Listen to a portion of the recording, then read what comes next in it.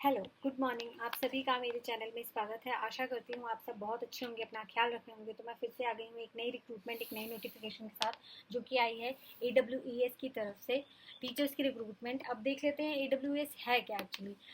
AWES है army welfare education society. तो इसकी तरफ से जो है वो टीचर्स की रिक्रूटमेंट आई है। और ये TGT PGT PRT इन सब के लिए एक OST रिक्रूटमेंट आई है। OST अब जान लेते हैं क्या होता है एग्जैक्टली।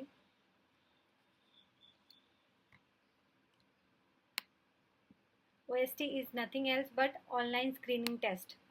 अब इसके बारे में आगे मैं आपको बताती हूँ आगे की स्लाइड्स में कि एग्जैक्टली ये है क्या, आपको किस तरीके से इसमें जॉब लगने वाली है, या किस तरीके से आप अप्लाई करने वाले हैं, और आगे आपको फ्यूचर में इससे क्या हेल्प मिलने वाली है। ठीक है, तो इम्पॉर्टेंट डेट्स के बारे में हम बात कर लेते हैं।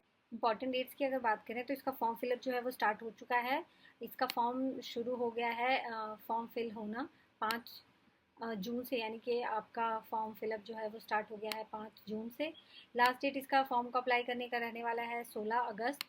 लास्ट डेट पेमेंट की है 18 अगस्त। उसके बाद अगर इसको करेक्ट करना चाहते हैं, आपने कुछ एरर कर दिया है, कुछ मिस्टेक रह गई है फॉर्म फिल करने में, तो 22 से लेकर 24 अगस्त तक आपके पास समय रहेगा। इसको आप करेक्ट कर सकते हैं, कुछ अपने मिस्टेक्स हैं उसको सुधार सकते हैं और एडिट कर सकते हैं। इसका अगर हम एग्ज़ाम की डेट करें तो एग्ज़ाम भी इन लोगों ने पहले से बता दिया, एग्ज़ाम डेट दे रखा है। 20 से लेके 21 सितंबर के बीच में एग्ज़ाम होने की आशंका है। और एडमिट कार्ड जो है आपका वो भी 8 सितंबर को आ जाएगा। और रिज़ल्ट जो है आपका 8 दिसंबर, सॉरी 8 अक्टूबर को जो है वो डिक्लेयर हो जाएगा। एज लिमिट की अगर बात करते हैं तो फ्रेश कैंडिडेट्स जो है वो 40 ईयर्स से जो बिलो हैं वो इसके लिए अप्लाई कर सकते हैं। ठीक है, NCR स्कूल के लिए TGT PGT के जो स्टूडेंट्स हैं वो 29 ईयर्स और 36 ईयर्स तक के लिए कर सकते हैं। एक्सपीरियंस कैंडिडेट्स के लिए भी मौका है जो 57 ईयर्स से नीचे हैं उनके लिए भी, और age relaxation as per rules दिया ही हुआ है।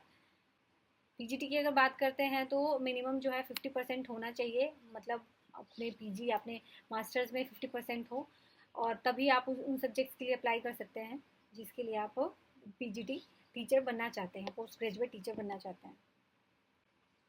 तो सब्जेक्ट्स की लिस्ट ये रही। ये सब्जेक्ट्स हैं जिसमें है इंग्लिश है, हिंदी है, मैथ है, हिस्ट्री है, ज्योग्राफी है, इकोनॉमिक्स है, पॉलिटिकल साइंस है, फिजिक्स है, केमिस्ट्री है, बायो है, बायोटेक है, साइकोलॉजी है, कॉमर्स है, कंप्यूटर साइंस है, होम साइंस और फिजिकल एजुकेशन। सब में डिफरेंट डिफरेंट चीज़ें मांगी है, मतलब BEd जो है इसमें मांगा हुआ है।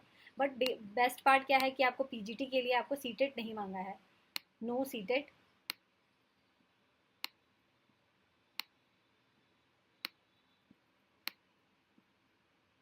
सीटेट नहीं है।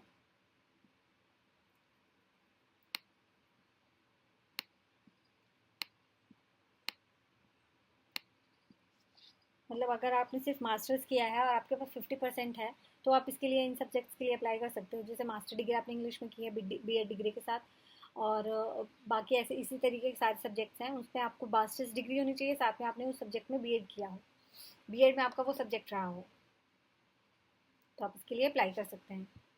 TGT की अगर बात करें तो उसमें भी सेम यही चीज़ है, 50% का क्राइटेरिया है, 50% मिनिमम आपके होने चाहिए, और उसके साथ आपकी BEd डिग्री होनी चाहिए। बट इसमें यहाँ पे है आपने या तो सीटेट किया हुआ है या आपने टेट किया हो। मतलब सीटेट जो है वो सेंट्रल लेवल पे हो जाता है, और TGT है जो आप किसी भी स्टेट का आपने टेट पास किया है, किसी भी टीचर एलिजिबिलिटी टेस्ट आपने किसी भी स्टेट से पास किया है तो भी आप उसके लिए अप्लाई कर सकते हैं। ये नहीं है कि अगर आपने यूपी से किया हुआ है तो आप इसके लिए अप्लाई नहीं कर सकते हैं। यूपी का टेट भी जो है वो वैलिड होगा, हरियाणा का टेट भी यहाँ पे वैलिड होगा, हिमाचल का टेट भी यहाँ पे वैलिड होगा, कर्नाटका का टेट भी यहाँ पे वैलिड होगा। हर सारे स्टेट्स के टेट जो है वो वैलिड माने जाएंगे, और सीटेट तो वैलिड है ही। ठीक है, इसमें जो सब्जेक्ट्स रहने हैं जो जिनकी रिक्रूटमेंट आई हुई है वो है English, Hindi, Sanskrit, history, geography, pol science, math, physics, chemistry, bio. इन सब में सिर्फ बैचलर डिग्री मांगी है, उस सब्जेक्ट के साथ साथ में BEd डिग्री मांगी हुई है। अब बात करते हैं कि ये PRT का, तो PRT में जो है वो ग्रेजुएट होना चाहिए BEd से, या फिर 2 साल का डिप्लोमा हो, या 4 साल का इंटीग्रेटेड कोर्स हो, यानी कि 12th के बाद ही आपने BA BEd का रखा हो। ठीक है, तो उस केस में ये PRT जो है वो वैलिड है। अब अगर सिलेक्शन प्रोसेस की बात करें तो ये एक तरीके का OST जो है वो ऑनलाइन स्क्रीनिंग टेस्ट होगा। वो AWES ही कराएगा OST पोर्टल पे। इसका पर्पस क्या है कि जो कैंडिडेट्स जो हैं वो शॉर्टलिस्ट होंगे, ठीक है, और उनको फिर नेक्स्ट स्टेज के लिए बुलाया जाएगा। तो इसका मतलब ये नहीं है कि आपने ये एग्ज़ाम क्लियर कर लिया और आपकी जॉब लग जाएगी। इट्स लाइक एक स्टेप है उसकी तरफ बढ़ने का। जैसे बाकी सारे गवर्नमेंट एग्जाम्स में होता है ना, प्री होता है, फिर मेंस होता है, देन इंटरव्यू, उसी तरीके के एक तरीके से ये प्री समझ लीजिए, ये प्री का एग्ज़ाम है। बट इसमें ये है कि जो एक थाउजेंड्स ऑफ स्टूडेंट्स इसके लिए अप्लाई करेंगे, उसमें कुछ जो है, कुछ स्टूडेंट्स जो हैं वो सेलेक्ट हो जाएंगे, कुछ जो है उस रेस से बाहर निकल जाएंगे, तो फिर वो आगे नेक्स्ट स्टेज पे जाएंगे वो स्टूडेंट्स। इसका मोड जो रहने वाला है वो ऑनलाइन रहने वाला है, और वैलिडिटी ये जो स्कोर कार्ड की है वो जो है आपका लाइफ टाइम रहने वाली है, या जब तक 3 साल जब तक जॉब आती है उस तरीके का, तब तक रहने वाला है। वैसे ये लाइफ लॉन्ग रहने वाली है, ये लाइफ टाइम रहने वाली है ये वैलिडिटी इसकी। और हाँ, इसके बारे में बता देती हूँ कि इसका जो टेस्ट होगा, मतलब आपने जब आपका एग्ज़ाम है, अगर आपका एग्ज़ाम बता रहे हैं कि 21 सितंबर या 22 सितंबर को है, तो आज जैसे आप एग्ज़ाम देने जाएंगे, आपका स्क्रीन खुलेगा और आप एग्ज़ाम देंगे। जैसे हम मॉक टेस्ट देते हैं ना, मॉक टेस्ट में आपको उसी वक्त आपको रिजल्ट पता चल जाता है, सेम वे में इसमें भी आपका जो है आप एग्ज़ाम देंगे, आप टेस्ट देंगे, और आपका स्कोर कार्ड आपके सबमिट करते ही आपका स्कोर कार्ड आ जाएगा कि आपने कितने क्वेश्चन अटेम्प्ट किए, कितने क्वेश्चन करेक्ट हुए, कितने क्वेश्चन इनकरेक्ट हुए। आगे आपको डिटेल बताऊंगी कि किस तरीके से इसमें क्या प्रोसीजर रहने वाला है, किस तरीके के क्वेश्चन आने वाले हैं, सिलेबस क्या है। तो जो एग्ज़ाम का पैटर्न है कि हर क्वेश्चन से एक एक मार्क्स का क्वेश्चन होगा, और उसमें 0.25 जो है नेगेटिव मार्किंग रहने वाली है। ये जैसे आप देख सकते हैं यहाँ पे स्क्रीन पे, मार्किंग जो है वो 1 मार्क्स रहने वाली है पर क्वेश्चन, और नेगेटिव मार्किंग इसमें है डेफिनेटली, इसलिए आपको इस चीज़ का ध्यान रखना है। 0.25 की नेगेटिव मार्किंग रहने वाली है। और जो सब्जेक्ट है, नंबर ऑफ़ क्वेश्चंस, और ये पीजीटी और टीजीटी के लिए पार्ट ए में जो है वो जनरल अवेयरनेस रहेगी, मेंटल एबिलिटी रहेगी, इंग्लिश कॉम्प्रिहेंशन रहेगा, एजुकेशनल कॉन्सेप्ट्स रहेंगे, मेथडोलॉजी रहेगी साथ में। और पार्ट बी में जैसे आपके जिस सब्जेक्ट के लिए आप अप्लाई कर रहे हैं, चाहे मैथ हो, चाहे साइंस हो, चाहे इंग्लिश हो, चाहे हिंदी हो, चाहे सोशल साइंस हो, एसएसटी हो, ज्योग्राफी हो, जिसके लिए आप अप्लाई कर रहे हैं, उतने 90 मार्क्स के क्वेश्चन वो रहने वाले हैं, और 90 मार्क्स के क्वेश्चन पेपर 1 से रहने वाले हैं। टोटल मार्क्स जो है 180 रहने वाला है, और ड्यूरेशन आपको 3 घंटे का समय मिलेगा 180 क्वेश्चन सॉल्व करने के लिए।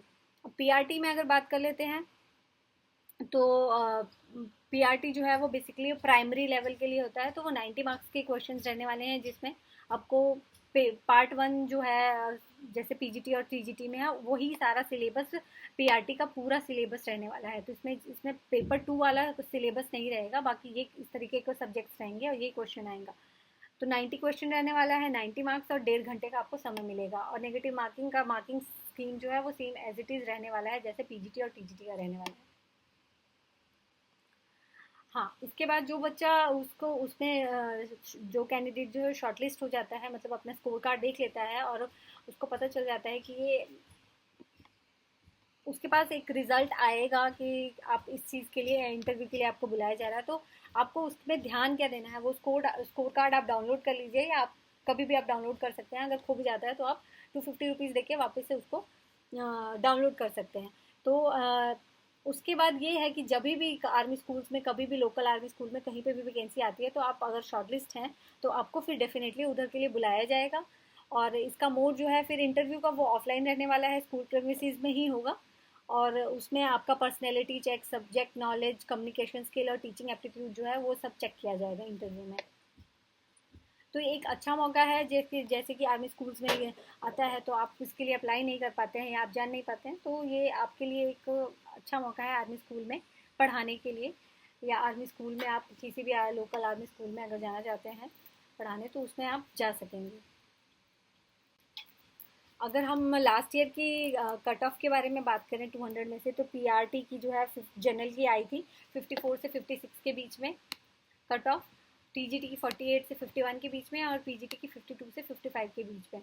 तो इस साल भी ऑन एंड ऑफ यही रहने वाला है। अगर पेपर का पैटर्न डिफरेंट आता है या थोड़ा सा एग्ज़ाम टफ आता है, उस बेसिस पे तो कुछ चेंजेस हो जाएंगे, अदरवाइज अप्रॉक्स जो है यही कट ऑफ रहने वाली है। तो आप इसके लिए तैयारी ज़रूर कीजिए, आपके पास समय है, अभी सितंबर आने में टाइम है।